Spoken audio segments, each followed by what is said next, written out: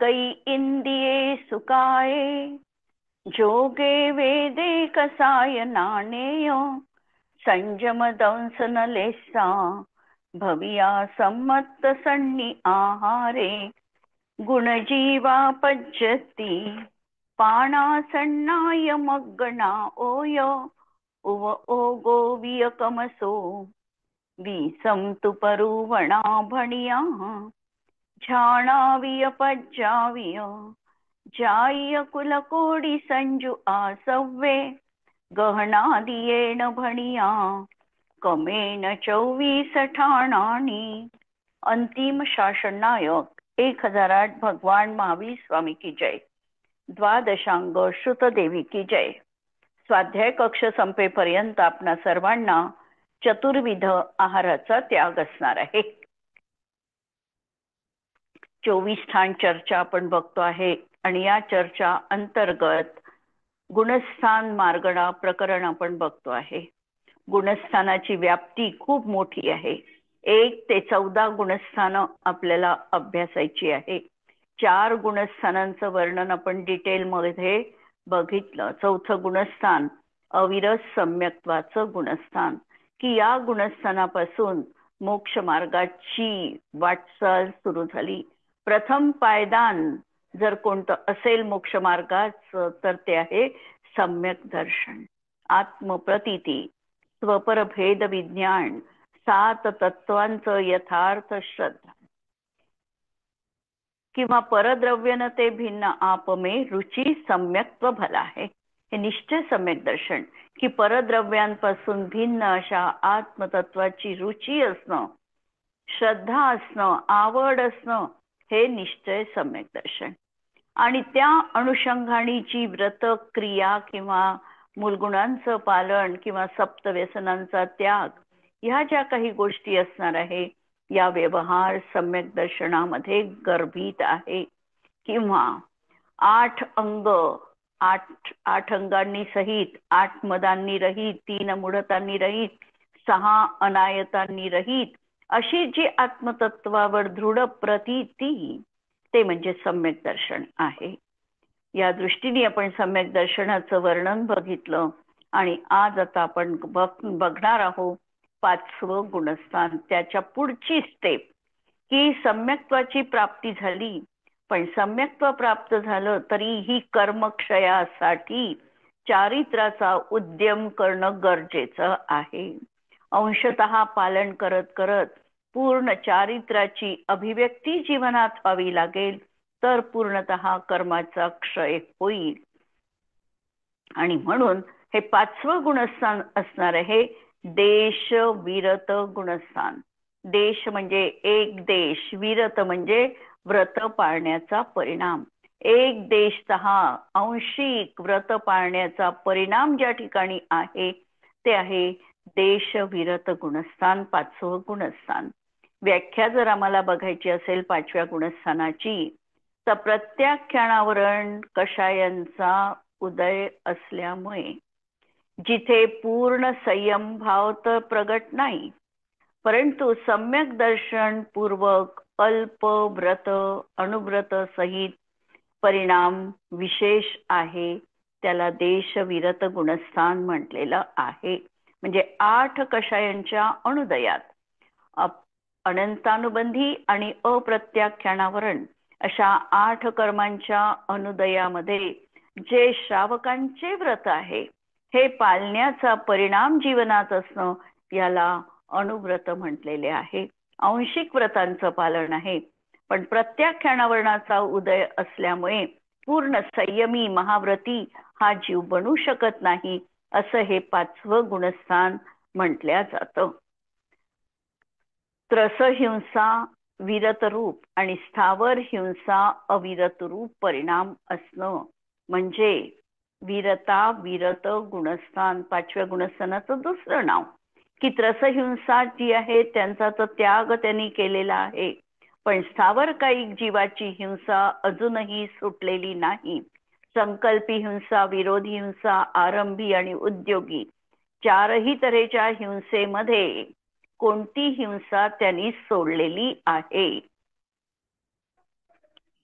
4 प्रकारच्या हिंसा आहे, संकल्पी, विरोधी, आरंभी आणि उद्यमी. या संकल्पी 4 हिंसे. हिंसेमध्ये संकल्पी हिंसेचा त्यांनी त्याग केलेला आहे. पण 3 प्रकारच्या हिंसा अजूनही त्याच्या जीवनात होतात आहे. त्याला करावा असा भाव नाही, पण उदरनिर्वाह करण्यासाठी, जीवन यापन करण्यासाठी या 3 हिंसा तो करतो आहे. असा जो संमिश्र परिणाम असणार आहे तो आहे देश विरत गुणस्थान किंवा वीरता विरत गुणस्थान, आंशिक व्रतांचं पालन, अणुव्रतांचं पालन, अशी या गुणस्थानाची भूमिका असणार आहे. आता या गुणस्थानामध्ये दर्शन मोहनीयापैकी किती प्रकृतींचा उदय असू शकतो? या गुणस्थानात, 5व्या गुणस्थानात दर्शन मोहनीयापैकी किती प्रकृतींचा उदय असू शकतो? एका सम्यक प्रकृतीचा. सम्यक प्रकृतीचा इथे उदय संभवू शकतो. म्हणजे सम्यक प्रकृतीचा उदय आहे म्हणजे त्या जीवांचं चारित्र्य सम्यक दर्शन हे क्षायोपशमिक सम्यक दर्शन असू शकतं. औपशमिक राहील तर औपशमिकाचा काळ कमी आहे, त्यामुळे ते सुटणार आहे.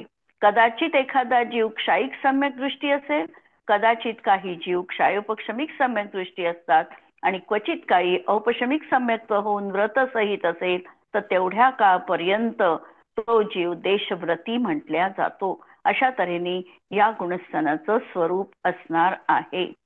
आता या ठिकाणी चारित्र्य मोहाच्या किती प्रकृतींचा अनुदय आहे? चारित्र्य म्हणण्याच्या 4 आणि 4 8.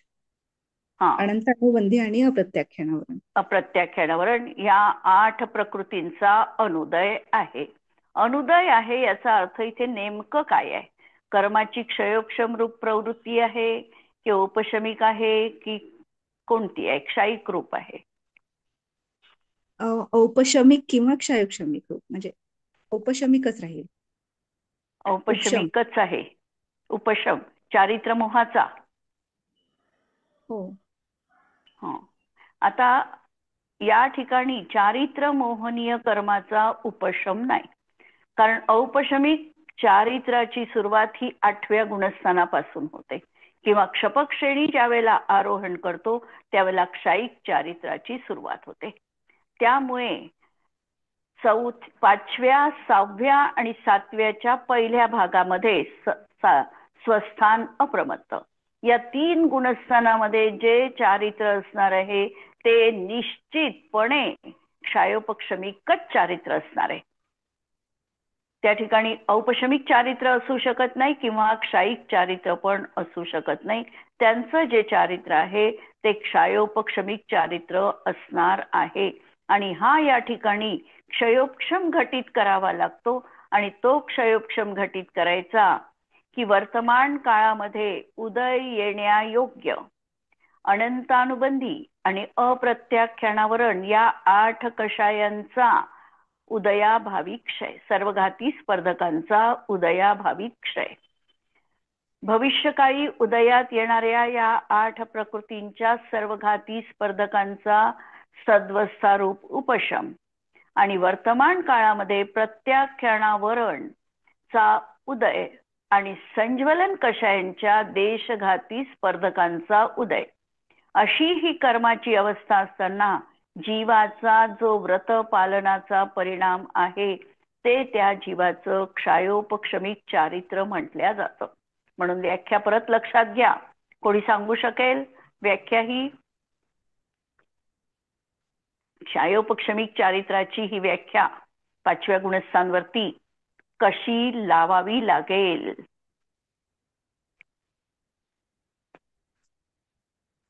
दर्शना,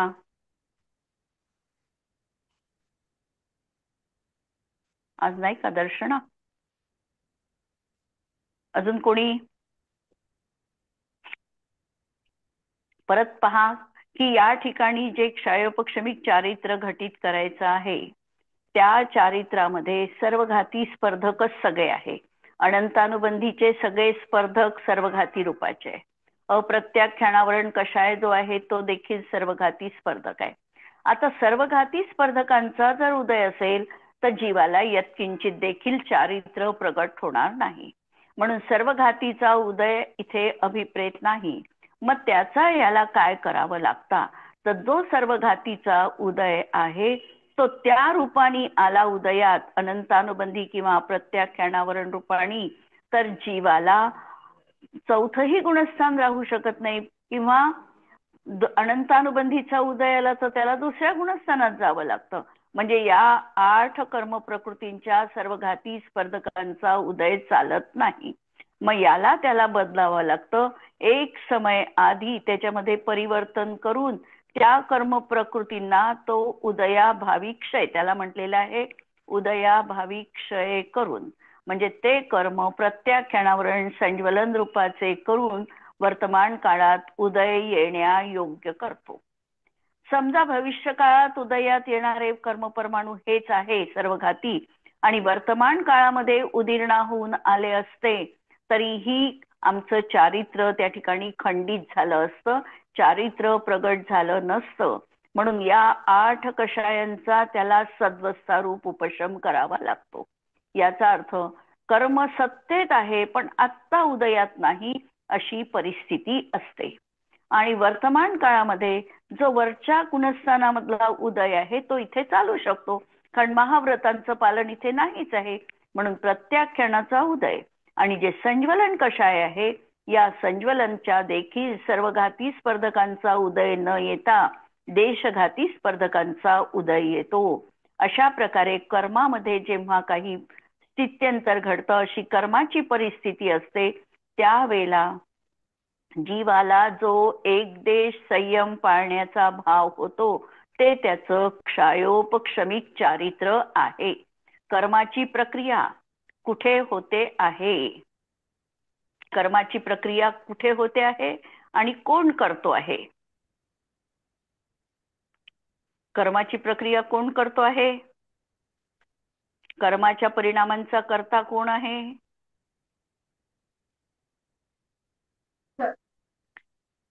कर्माच्या परिणामांचा करता कर्मातच होऊ लागलेली आहे ही घटना, जीवाच्या परिणामाच्या निमित्ताने.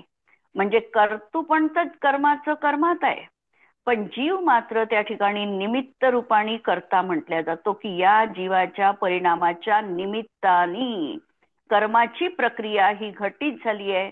कर्मामध्ये अशा प्रकारची उलटापालट स्थित्यंतर घडलेलं आहे. कर्माची प्रक्रिया कर्मात पाहायची, जीवाचा परिणाम जीवात पाहायचा. जे काही अणुव्रत पाळण्याचा जीवाचा परिणाम आहे हे आहे चारित्र्य, आणि कर्मामध्ये जी प्रक्रिया होते आहे ती कर्माची कर्मामध्ये होते आहे, त्याच्या अनुदयाचं केवळ निमित्त कारण आहे. अशा तऱ्हेने हा चारित्र्याचा भाव किंवा दर्शनाचाही भाव आम्हाला लक्षात ठेवायचा आहे. जेव्हा आम्ही म्हणतो की 4थ्या गुणस्थानापासून 7व्या गुणस्थानापर्यंत क्षयोपक्षमिक चारित्र्य असतं, त्याही वेळेला हीच क्षयोपक्षमाची व्याख्या लावायची आहे. कशी लावता येईल ही व्याख्या? क्षयोपक्षमिक सम्यक दर्शनात ही व्याख्या कशी लावता येईल त्याला पण आपल्याला समजायचं आहे, कारण ह्या कन्सेप्ट आमच्या अगदी क्लिअर असल्या पाहिजे. त्याला जर आम्हाला समजायचं असेल तर 3च स्टेपमध्ये आम्हाला समजायचं आहे. वर्तमान काळी उदयात येण्यायोग्य, भविष्यकाळी उदयात येण्यायोग्य आणि वर्तमान काळी देशघातीचा उदय कसा, या 3 रूपात आम्हाला हे समजायचं आहे प्रकरण. तर ही पण व्याख्या लक्षात ठेवा की वर्तमान काळी उदयात येण्यायोग्य 4 अनंतानुबंधी मिथ्यात्व आणि सम्यक मिथ्यात्व या 6 प्रकृती लावायच्या. या 6 प्रकृतींच्या सर्वघाती स्पर्धकांचा उदयाभावी क्षय. पहिली तर स्टेप ही झाली की वर्तमान काळी उदय येण्यायोग्य ह्या ज्या 6 कर्म प्रकृती आहे, कोणत्या? अनंतानुबंधी 4, मिथ्यात्व आणि सम्यक मिथ्यात्व, या 6 कर्म प्रकृतींचा उदयाभावी क्षय. भविष्यकाळी उदयात येण्यायोग्य या 6चाच सद्वस्था रूप उपशम, आणि वर्तमान काळामध्ये जी देशघाती रूपाची प्रकृती आहे सम्यक प्रकृती, हिचा उदय. अशा कर्मामध्ये बदल, अशी कर्माची अवस्था असताना जीवाचा जो श्रद्धा गुणाचा परिणाम प्रगट होतो तो क्षायोपक्षमिक सम्यक्त्व म्हटल्या जातं. ते आहे श्रद्धा गुण, जो ज्याच्यामध्ये आता चलमल अगाढ दोष आहे असा जो मलिन भाव श्रद्धा गुणाचा झाला, हे क्षायोपक्षमिक सम्यक्त्व आहे. भाव होणं हे जीवाचं कारण आहे, कार्य आहे, आणि कर्मामध्ये तशा प्रकारचे बदल असणं हे कर्माचं कार्य आहे. अशा तऱ्हेने इथे क्षायोपक्षमिक सम्यक्त्व राहू शकतं, क्षायिक राहू शकतं, औपशमिक पण राहू शकतं. सम्यक्त्व तीनही प्रकारचं असू शकतं, पण चारित्र्य मात्र निश्चितपणे क्षायोपक्षमिकच असणार आहे. इथपर्यंत मला वाटतं क्लिअर झालं असेल. व्याख्या परतही पाहाल तुम्ही, घरी पण पाहाल, आणि थोडी ही व्याख्या ही लक्षात ठेवण्यासारखी आहे. आता इथे 8 मूलगुण पाळण्याचे परिणाम आहे. अष्टमूलगुण श्रावकांचे मिनिमम त्याला त्या अनुव्रताच्या पालनापूर्वी, तसे तर अष्टमूलगुणांचं पालन वयाच्या 8व्या वर्षीपासून स्वतःवर जबाबदारी घेऊन करायचं आहे. आणि तसं तर मूलगुण धारण केले जातात. हे कधी मनुष्य पर्यायीमध्ये जे मूलगुण 8 मूलगुण धारण केले जातात ते कधी केले जातात? आम्ही 8 मूलगुणांचं पालन कधीपासून धारण केलेले आहे? वयाच्या 8व्या वर्षापासूनच. 45 दिवसानंतरचे. हा, 40 ते 45 दिवसानंतर जेव्हा प्रथमतः त्या नूतन बालकाला किंवा बालिकेला मंदिरात घेऊन गेल्या जातं, तेव्हाच मूलगुण पालन करण्याचा संकल्प त्या जीवाला दिला जातो. आणि 8 वर्षपर्यंत ही जबाबदारी आई वडिलांवर असते की त्याच्याकडून मूलगुणांचं पालन होत आहे की नाही हे पाहणं, त्याची जबाबदारी आई वडिलांवर असते. आणि 8व्या वर्षाला मुलाला किंवा मुलीला सांगितलं जातं की अशा तऱ्हेने तुला मूलगुण आम्ही दिलेले आहे आणि आता याचं पुढे आयुष्यभर निर्वहन तुला करायचं आहे तुझ्या जबाबदारीवर. आता आम्ही आमच्या जबाबदारीतून या ठिकाणी मुक्त झालो, आता मूलगुण पालन करण्याची जबाबदारी तुझी तुझ्यावर आहे. म्हणून 8 मूलगुणांचं पालन आम्ही श्रावक तिथे तेव्हाच आहे, पण तोपर्यंत समजत नाही पूर्णतः, म्हणून ही जबाबदारी थोडी विभाजून दिलेली आहे. आज आम्हाला हेही सांगावं लागतं किंवा समजावं लागतं की मूलगुण म्हणजे काय. आज पहिल्यांदा तर मूलगुण म्हणजे काय हेही आम्हाला समजलं पाहिजे. आणि बेसिक आमचं जैन धर्माचं की ज्याच्यामुळे हा श्रावक पदाला प्राप्त होतो ते अष्टमूलगुण, 5 उदुंबर फळांचा त्याग आणि 3 मकारांचा त्याग. मध्यमांस मधु हे 3 मकार, आणि वड, पिंपर, पापर, उंबर आणि कटुंबर या 5 उदुंबर फळांचा त्याग हे अष्टमूलगुण पालन करण्याचा.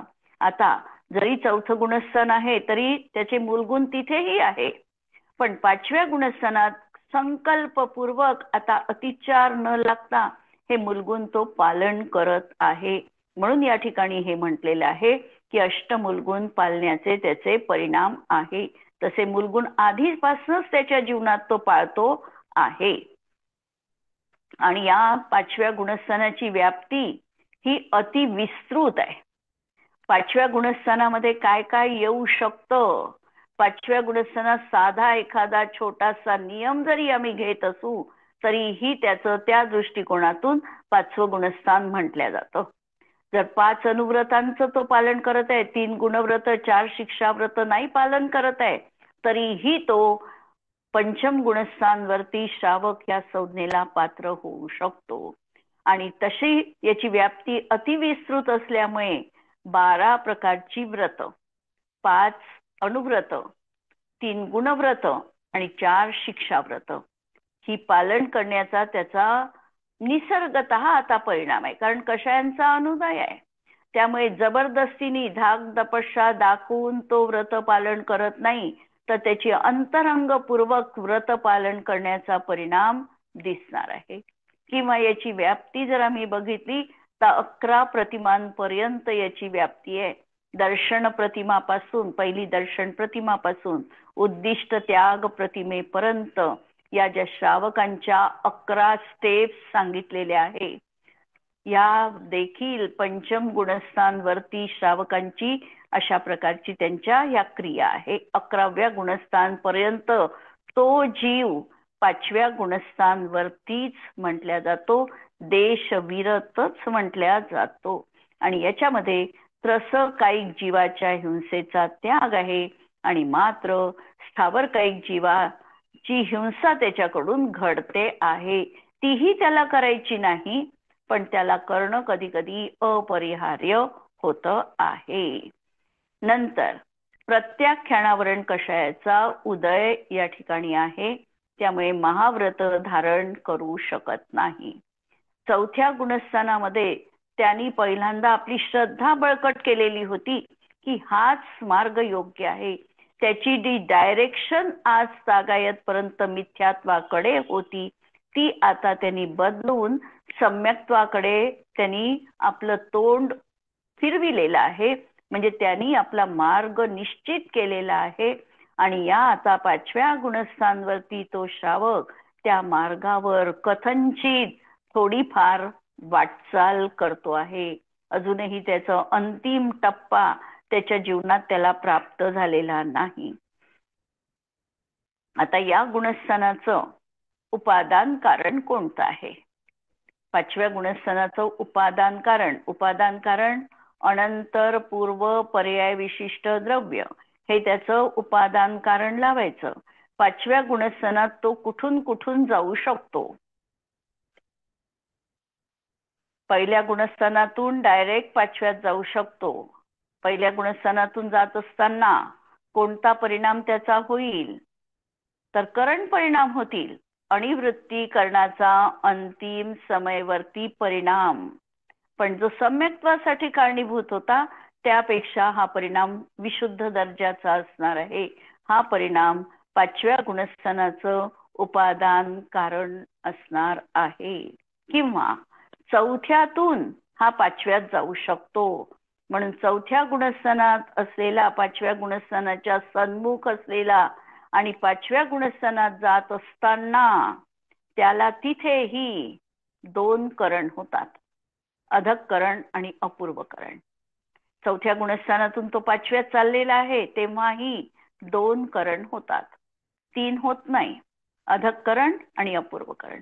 आम्ही जेव्हा सूत्र म्हणतो तत्वार्थ सूत्रातलं, तेव्हा गुणश्रेणी निर्जरेची स्थानं सांगितलेली आहे. ती स्थानं कोणती सांगितलेली आहे? सम्यक दृष्टी, श्रावक, विरतानंत वियोजक, दर्शन मोह, क्षपक, उपशमक, उपशांत मोह, क्षपक, क्षीण मोह जिना क्रमशो संख्येय गुण निर्जरा. यांना सगळ्यांना क्रमशः संख्येय म्हणजे असंख्येय गुण निर्जरा होते. पहिलं सांगितलं सम्यक दृष्टीला, दुसरं सांगितलं श्रावक. श्रावक याचा अर्थ 5व्या गुणस्थानवरती जाणारा जीव. म्हणजे त्याला परत करण परिणाम करावे लागतात आणि करण परिणामामध्ये 2 करण करून तो क्षायोपक्षमिक चारित्र वाला बनतो. कोण? क्षायोपक्षमिक चारित्र संपन्न होतो. तर असे हे 2 करण पूर्वक म्हणजे दुसऱ्या अपूर्व करणाच्या अंतिम समयवर्ती परिणाम. 4थ्या गुणस्थानातील अपूर्व करणाच्या अंतिम समयवर्ती असणारा परिणाम हे 5व्या गुणस्थानाचं उपादान कारण आहे.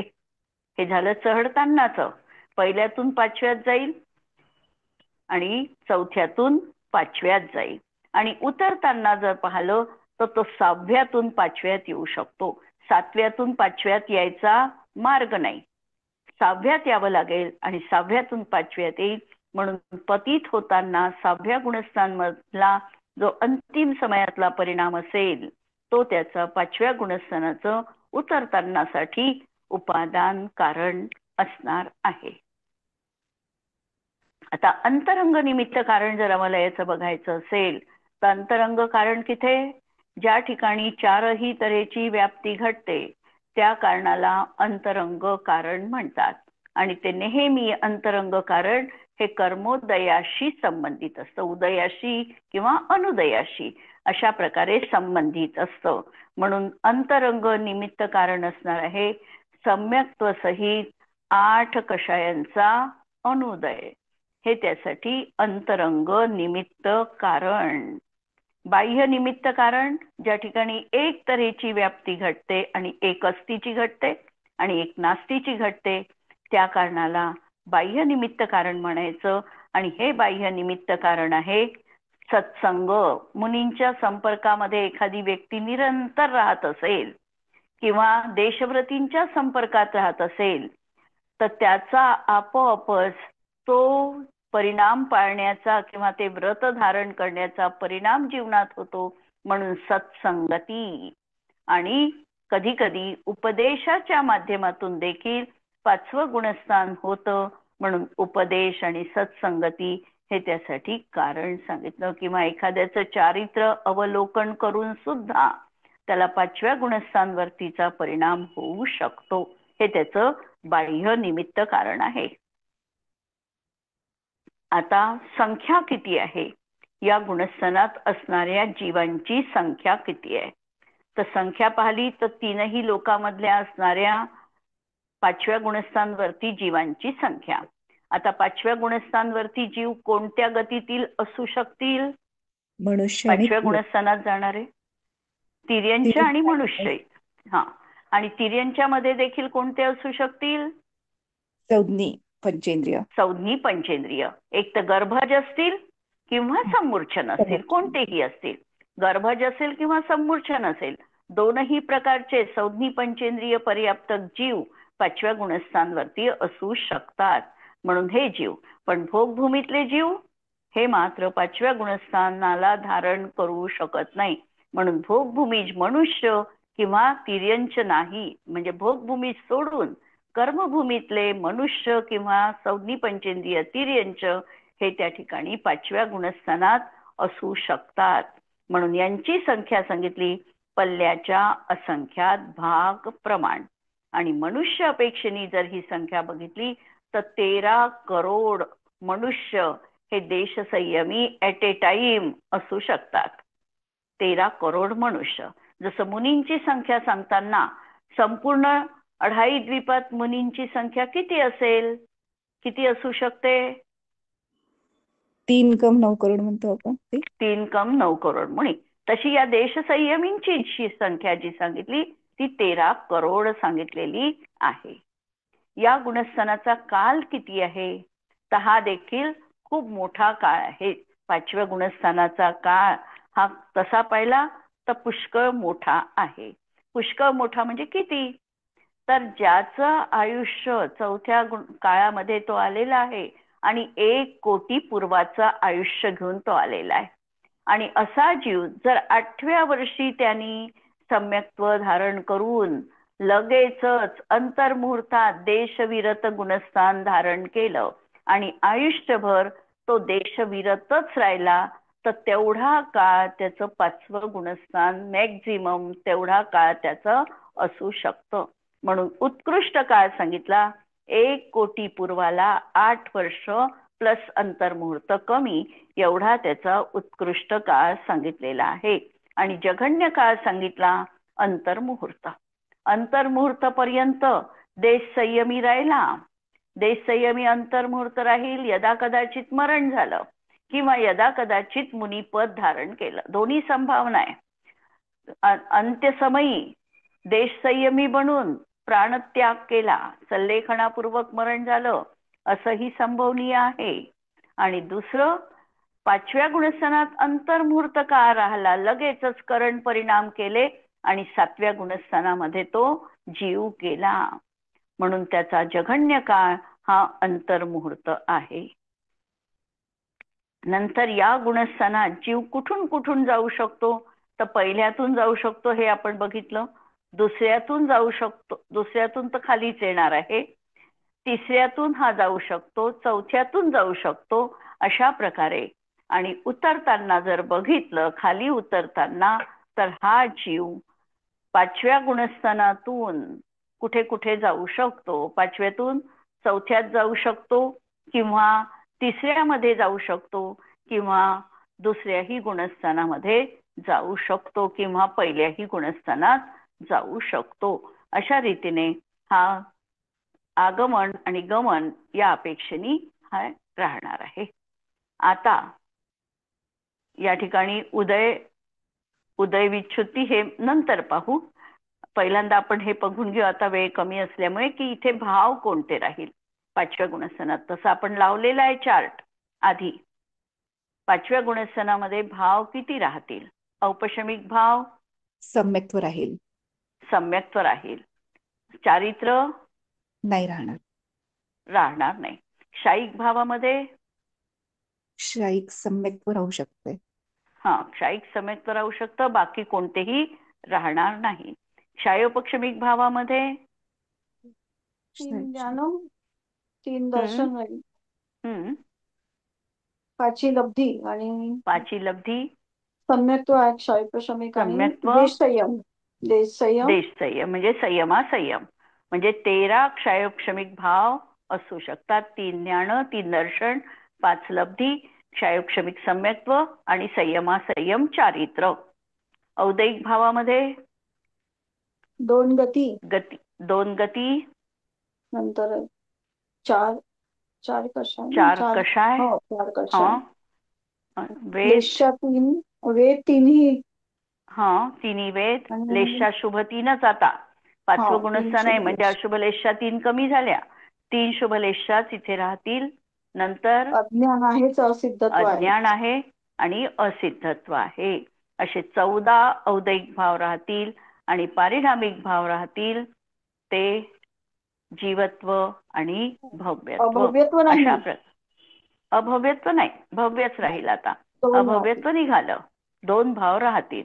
अशा तऱ्हेने इथे भाव असणार आहे. ध्यान किती राहतील? ध्यान धर्म रौद्र ध्यान आणि 3 धर्म ध्यान होतील. 6व्या गुणस्थानात 4 होतील. अर्थ ध्यान 4ही अर्थ ध्यान, 4ही रौद्र ध्यान आणि 3 धर्म ध्यान, अशी 11 ध्यान ह्या जीवाला असू शकतात. उदयाचं प्रकरण, बंधाचं प्रकरण आपण उद्याच्या याच्यात बघू. हा जो 5व्या गुणस्थानवरती श्रावक म्हटल्या जातो, या श्रावकाचे सागार धर्मामृत मध्ये कोणकोणते भेद केलेले आहे?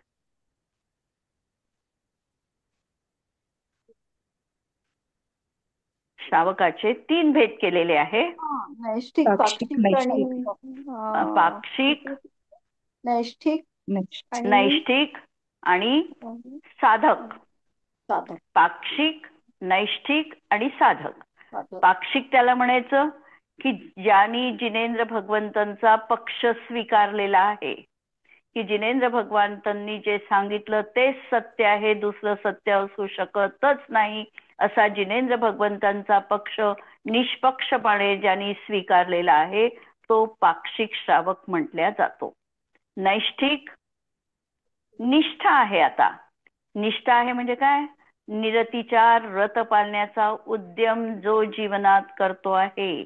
श्रावकांची 12 व्रत किंवा 11 प्रतिमा यांचं जो निष्ठेनी पालन करतो आहे तो नैष्ठिक श्रावक म्हटल्या जातो. आणि साधक जो श्रावक धर्म पाळून आत्मध्यानामध्ये निमग्न आहे, साधना करतोय, मुनिपदाच्या साठीची साधना त्याची आहे, तो साधक म्हटल्या जातो. किंवा अंत्यकाळी जेव्हा आता त्यांनी सल्लेखणा स्वीकारलेली आहे त्याही वेळेला त्या जीवाला साधक श्रावक म्हटल्या जातं. एरवीच्या काळामध्ये जो आत्मध्यानाचा अभ्यास करतो आहे, लीनता स्वीकारतो आहे, तो साधक म्हटल्या जातो. अशा तऱ्हेने 3 भेद आम्हाला श्रावकाचे दिसतात आहे. उद्याला पुढचं प्रकरण बघू. जिनवाणी के ज्ञान ते तुझे लोकालोक, तो जिनवाणी मस्तक नमून सदा देत हूँ को. नमो अरिहंताणम, नमो सिद्धाणम, नमो आयर्याणम, नमो वज्रायाणम, नमो लोये तव साहुणम सर्वांना जय जिनेंद्र.